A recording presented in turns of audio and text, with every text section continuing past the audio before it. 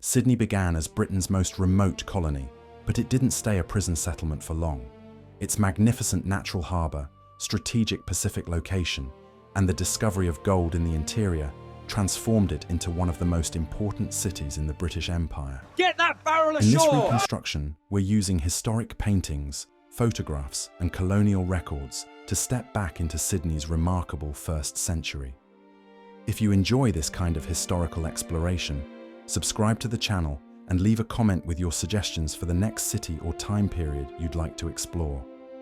Sydney in January 1788 was nothing more than a landing site on the shores of Sydney Cove. The first fleet of 11 ships, carrying over 1,400 people including 736 convicts, had initially arrived at Botany Bay on January 18, 1788. Captain Arthur Phillip, the fleet's commander and first governor, quickly determined that Botany Bay was unsuitable. Poor soil, inadequate fresh water, and exposed anchorages made it impossible to establish a permanent settlement.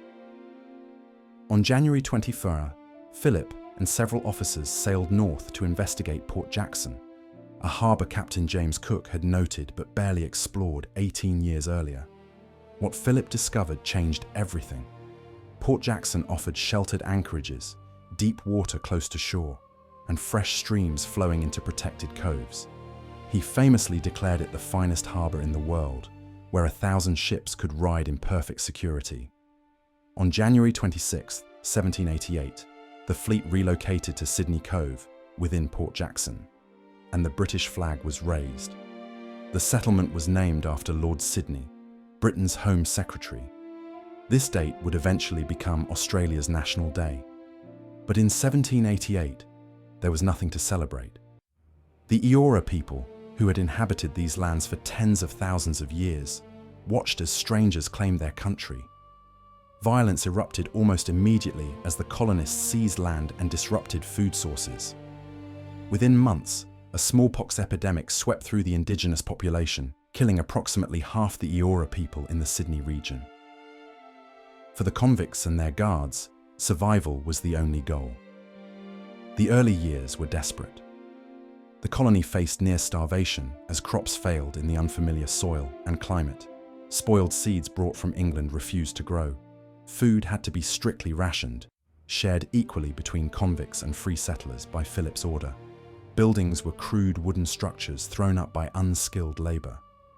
The settlement was a collection of tents, rough shelters, and hastily constructed government buildings scattered along the shores of the cove with no proper planning. Between 1810 and 1821, Governor Lachlan Macquarie transformed Sydney from a struggling penal outpost into a legitimate town.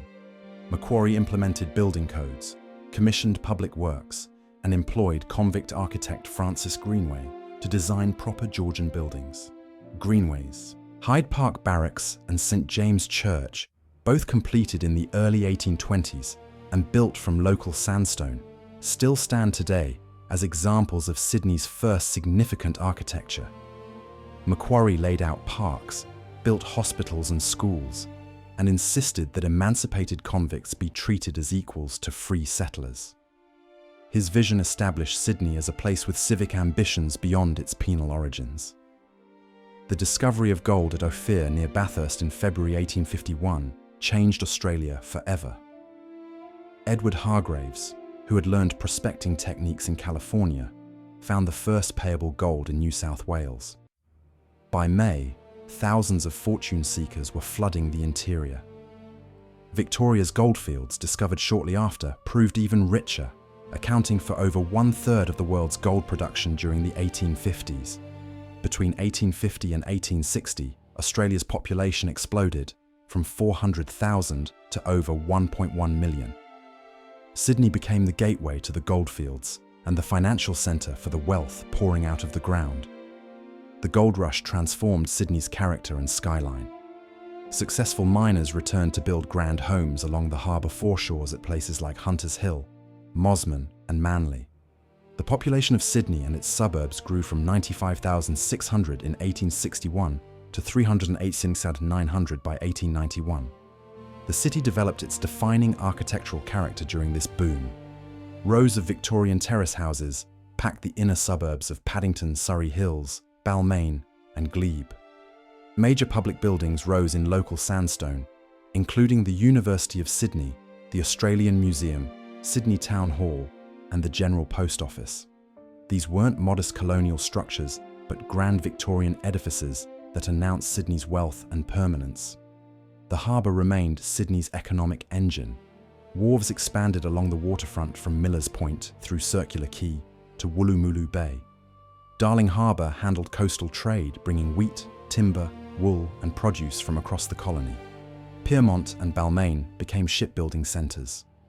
By the 1880s, Sydney Harbour was crowded with vessels from around the world. Steamships reduced travel time from England from 275 days to just 135 days, making Sydney feel connected to global trade networks. Ferry services expanded to serve harbourside residential areas, with routes to Parramatta, Manly, and dozens of points around the harbour. Sydney's first railway opened in 1855, connecting the city to Parramatta. The rail network expanded rapidly through the Victorian era, with lines reaching inner suburbs like Redfern, Newtown and Ashfield by the 1860s, then extending to Waverley, Bondi and Coogee in the 1880s. Horse-drawn trams appeared in the 1860s, battling horse buses for supremacy. Electric trams were tested in the 1890s. This transport infrastructure allowed Sydney to sprawl outward, with working-class neighbourhoods near factories and mills, while wealthy residents built villas in garden suburbs, connected to the city by rail and ferry. The 1880s saw Sydney at its most confident. Elaborate coffee palaces and hotels rose along George Street. The Queen Victoria building, completed in 1898, showcased Romanesque architecture with its massive arches and detailed stonework. Then came the 1890s depression. Drought, financial crisis, and the winding down of public works hit Sydney hard. Construction stopped.